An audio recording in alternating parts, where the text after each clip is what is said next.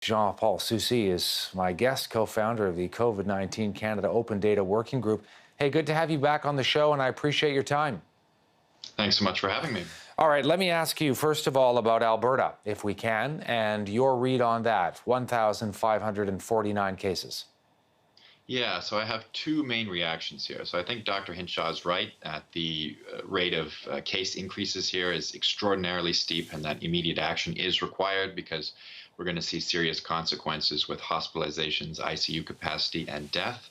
And my second reaction is that the suspension of contact tracing, I think, represents a new phase in the epidemic in Alberta.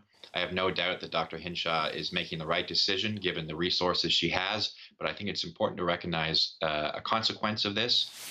With this suspension of contact tracing, we will be catching a smaller fraction of cases than before, which means you might see numbers level off or even decrease in reported cases simply because we're not capturing more cases than before.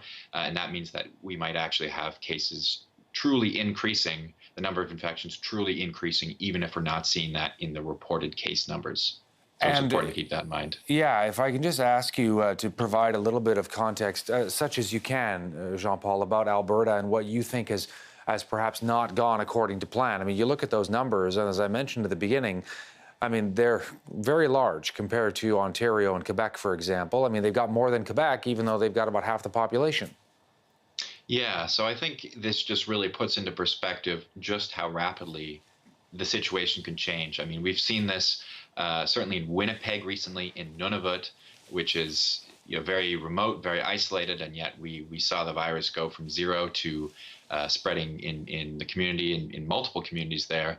And so I think it really highlights the importance of acting as proactively as possible, just because things can, as Dr. Hinshaw said, just snowball out of control so quickly with this virus.